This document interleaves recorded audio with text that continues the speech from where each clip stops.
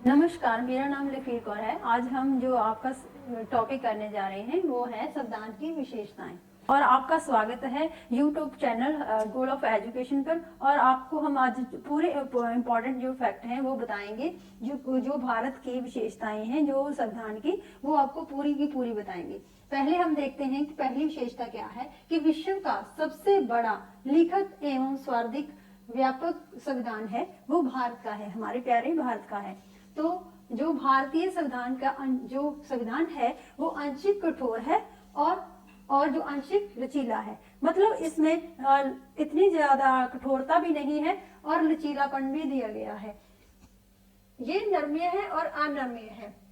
राज्यों का एक यूनियन है। जैसे राज्यों को विभाजित किया गया है उनको, मतलब पूरे भारत को उनके अलग अलग जो हमारे 28 राज्य हैं, 28 राज्य हैं और 8 यूटी हैं, केंद्र शासित प्रदेश हैं, वो 8 हैं और जो है राज्य हमारे 28 हैं। तो भारत का एक धर्मनिरपेक्ष है। कैसे है? क्योंकि उसका जो राज्य है स्तर पर कोई भी धर्म जो है नहीं माना गया है, किसी भी धर्म को मान्यता जो है नहीं दी गई है, सभी धर्मों को बराबर समझा जाता है। भारत का एक संसदात्मक प्रजातंत्र है। इसका अर्थ ये है कि संसद प्रणाली बनाई गई है, लोकसभा और राज्यसभा। और लोकसभा में जो व्यक्ति चुनकर प्रत्यक्ष रूप में व्यक्ति जाते हैं, निर्वाचित होते हैं, और दो जो व्यक्ति वो मनोनीत होते हैं राष्ट्रपति के द्वारा। अब जो है जो एंग्लो इंडियन था उसको हटाकर एससी और एसटी को कर दिया गया है, उनकी रिजर्वेशन कर दी गई है। और जो है वो 104 के अनुसार। आगे है कि राज्यसभा में जो 14 होते हैं वो राष्ट्रपति द्वारा मनोनीत किए जाते हैं और बाकी राज्यों के द्वारा संख्या के आधार पर जो है चुनकर चल जाते हैं। उनका जो कार्यकाल है वो 6 साल का है और 2 साल बाद उनकी रिटायरमेंट हो जाती है। 1/3 मेंबरों की रिटायरमेंट होती है। और जो लोकसभा है वो 5 साल के लिए चुनी जाती है, लोगों द्वारा चुनी जाती है। 18 साल के व्यक्ति के जो वोट के द्वारा मतदान होता है, बाल मतदान द्वारा। भारतीय संविधान द्वारा स्वतंत्र न्यायपालिका की स्थापना की गई है। न्यायपालिका को स्वतंत्र किया गया है, मतलब कि हमारे सर्वोच्च अदालत है और उसको स्वतंत्र किया गया है कि वो अपने जो फैसले हैं वो स्वतंत्र रहकर करते हैं, उन पर कोई दबाव नहीं है। भारत में विधि के शासन की व्यवस्था की गई है। आगे है हमारा भारत के प्रभुत्व संपन्न लोकतंत्रात्मक पंथ निरपेक्ष तथा समाजवादी संविधान है। इसमें मतलब प्रस्तावना में ये स्पष्ट किया गया है कि ये जो है हमारा ये चारों शब्द दिए गए हैं, इनको हमारे संविधान में ये कहा गया है कि ये प्रभुत्व संपन्न होगा। मतलब कोई भी व्यक्ति जो है इस पर शासन नहीं कर पाएगा, गणतंत्र होगा, व्यक्ति चुनकर ही लोगों पर शासन करेगा। लोकतंत्र में मतलब लोगों की सरकार होगी। आगे है इसमें मूल अधिकारों का समाविष्ट किया गया है। मूल अधिकार अमेरिका से लिए गए हैं, जो मुख्यतः अब 6 हैं। पहले जो संविधान में थे 7 थे। संपत्ति के अधिकार को हटा दिया गया था। आगे है स्वरूप कैसा है? संरचना में संघात्मक है लेकिन भावना में एकात्मक है। आगे है इसको भारत के संविधान को वकीलों का स्वर्ग कहा जाता है। ये भी आता है कि किसको कहा जाता है, भारतीय संविधान को क्या कहा जाता है? वकीलों का स्वर्ग कहा जाता है। आगे है इस पर प्रभाव किस चीज का है? भारत में सरकार अधिनियम 1935 का इस पर प्रभाव ज्यादा है हमारे भारत के संविधान पर। तो आगे हम देखते हैं, अगला पॉइंट है कि केंद्र एवं राज्यों के बीच शक्तियों का वितरण किया गया है। इससे भारत का संविधान है जो परिसंघीय है, मतलब दोनों के बीच शक्तियों का विभाजन कर दिया गया है। और भारत में प्रजातंत्र, जनता से सरकारों को चुनने तथा बदलने का अधिकार है। इससे प्रजातंत्र मतलब लोगों के द्वारा सरकार को चुना जाता है और उसे बदला जाता है। भारत का संविधान जो है सर्वोच्च है। अगर पूछा जाए एग्जाम में कि कौन जो है भारत का संविधान क्या है, तो सर्वोच्च है। सबसे ज्यादा जो है शक्तियां संविधान में है, और हमारे जो सरकारें बनती हैं वो भी संविधान के द्वारा ही उनका अनुसरण करके इसके द्वारा चलती हैं। भारत में ब्रिटिश जो है संस्थात्मक प्रणाली को अपनाया गया है।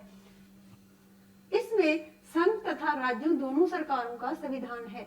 इससे वृहद होने का कारण है, मतलब इसको बड़ा संविधान तभी बनाया गया है। भारतीय संविधान का अभिभावक क्या है?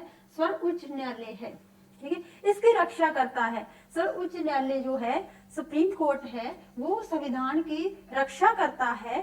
अगर कोई भी, जैसे कोई सरकार अगर कोई भी कानून बनाती है, वो संविधान के नियमों को पालन करते हुए बनाए जाते हैं, इनको ध्यान में रखते हुए, ताकि संविधान का भी उल्लंघन ना हो। हमारे संविधान में 3 अनुसूचियां जो लिस्ट दी गई हैं, केंद्र सूची, राज्य सूची, समवर्ती सूची। इनमें जो है अलग अलग विषय दे दिए गए हैं, जिनके ऊपर मतलब केंद्र को अलग से विषय दिए गए हैं, जिन पर वो जो है कानून बना सकते हैं। राज्यों को अलग दिए गए हैं, और जो समवर्ती सूची में अलग दिए गए हैं।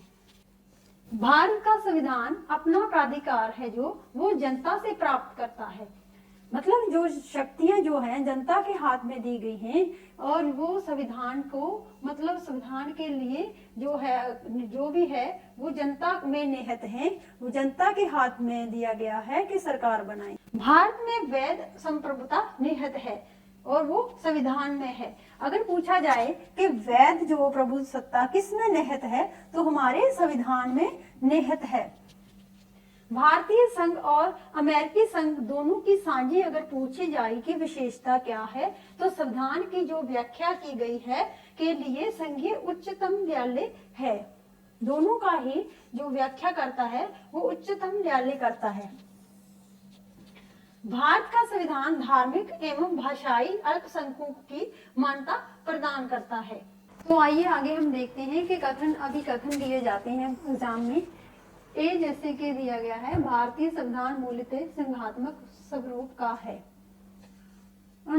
जो कारण दिया गया है, रीजन, वो है अनुच्छेद 352 में राज्यों में संवैधानिक तंत्र की विफलता की दशा को प्रावधान है।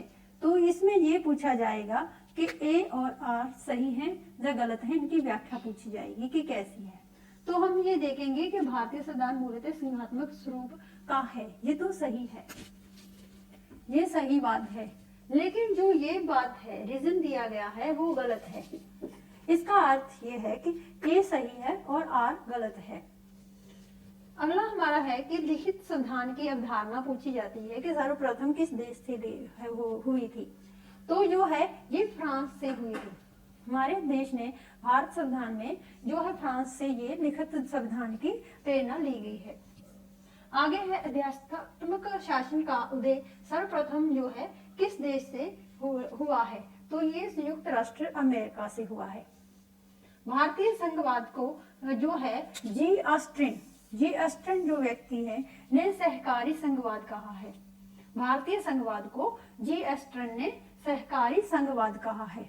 अगला कथन देख लेते हैं कि जो एक कथन दिया गया है, इसमें जो शासन दिया गया है, संसदीय शासन प्रणाली भारत के लिए उपयुक्त नहीं है। ठीक है। अगला है रीजन, इसमें भारतीय में संसदीय संप्रभुता नहीं है। तो इसमें क्या है कि आर जो है जो सही है और ए है गलत है। अगला हम देखते हैं कि भारत में राजनीतिक व्यवस्था के मूलभूत लक्षण क्या हैं। तो ये एक तो लोकतांत्रिक गणतंत्र है, पहला तो ये सही है। संस्थात्मक रूप की सरकार है, ये भी सही है। सर्वोच्च सत्ता की भारत की जो जनता में निहित है, सर्वोच्च सत्ता जो है वो भारत की जनता में निहित है, ये भी बात भी बिल्कुल सही है। तो आज की हमारी वीडियो आपको कैसी लगी, तो आपको वीडियो देखने के लिए पूरा धन्यवाद।